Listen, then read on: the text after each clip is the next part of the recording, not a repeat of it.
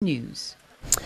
At least 24 people have died from Ebola, many of them in Liberia, and the president is asking other countries to get involved in preventing the spread of this disease. Well, Fred's here now, talking Tigers, we hope, right? Just one word about the Tiger game tonight. My favorite word, right? Yes. Ugh! Oh, no. Ugh! I thought it was a home run. Three-run, JD Martinez. Then you had to do the news. And then I did the news. We'll show you this and a better news story at Lansing Everett, where Magic Johnson was back home, walking the halls that he once made famous. Back at Everett High School, we'll have more than a few magic moments to share with you, a especially nice one with his mother. That's up next to it, only on 6. Stay with us. This is 6 Sports. Game 2 of the Tigers' 3-game series in Minnesota against the Twins tonight. Only 11 games left after this one, and the Tigers leading second-place Kansas City by a game and a half going in. Rick Porcello trying to win his 16th game of the season. Got the start for the Tigers. He was razor sharp, as he's been so often this year. One of his 5 strikeouts here, but Porcello did trail 2-0 heading to the Tiger night.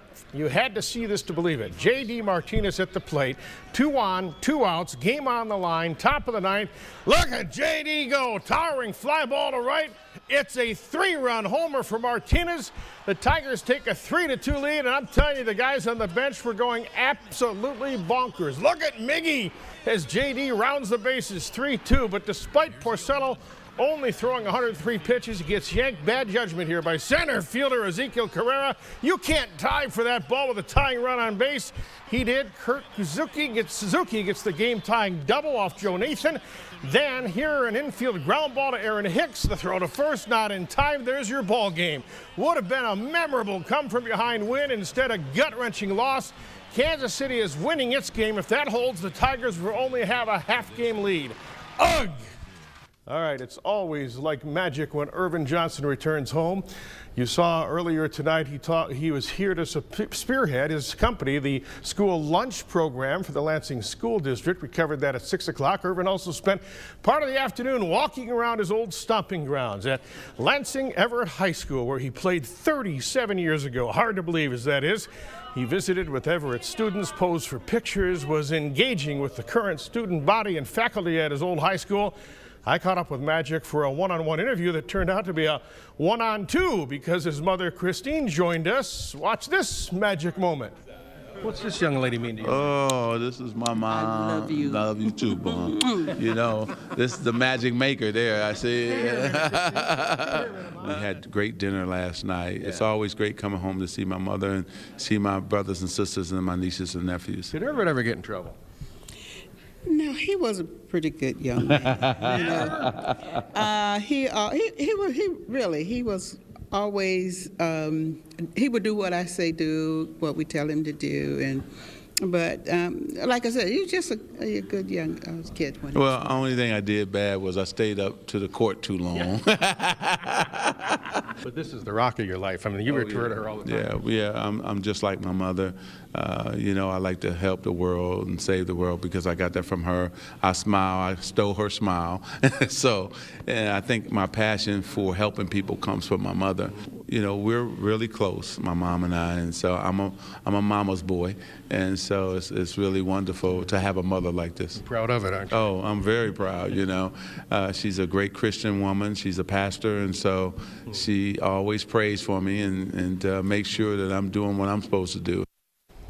Irvin also credited his dad for giving him his work ethic. He also gives a lot of credit for growing up. His high school coach at Everett, George Fox.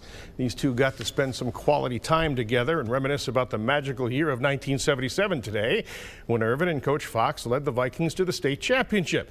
George has told the story over the years of the rule he had back in the day when the bus was ready to leave. If a player wasn't on time, the bus was leaving. Well, one time Magic was the guy who wasn't on the bus, and Fox swears, well, the bus driver had to slow down the one time Irvin was late. Listen. Yeah, that's true. It was a bad snowstorm, and I got there a little late. And he was inching, he said, the bus inch, don't go too fast.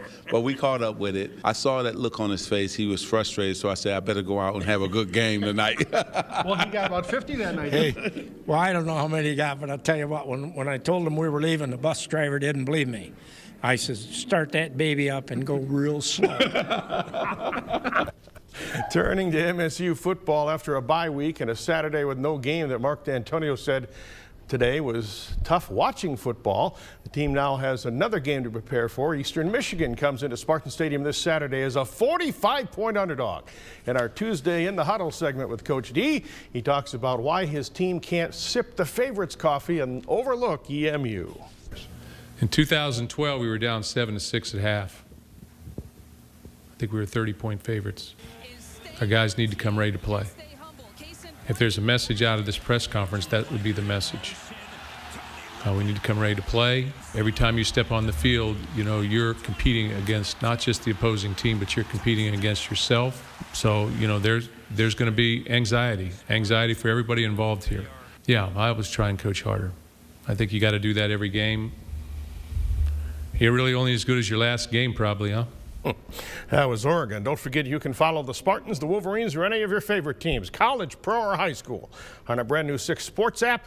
You can access it via your mobile device right now and carry 6 Sports in your pocket or purse wherever you go. We're always on and we're always free. That's Sports. Sherry, what's that one-word description of the Tiger game tonight?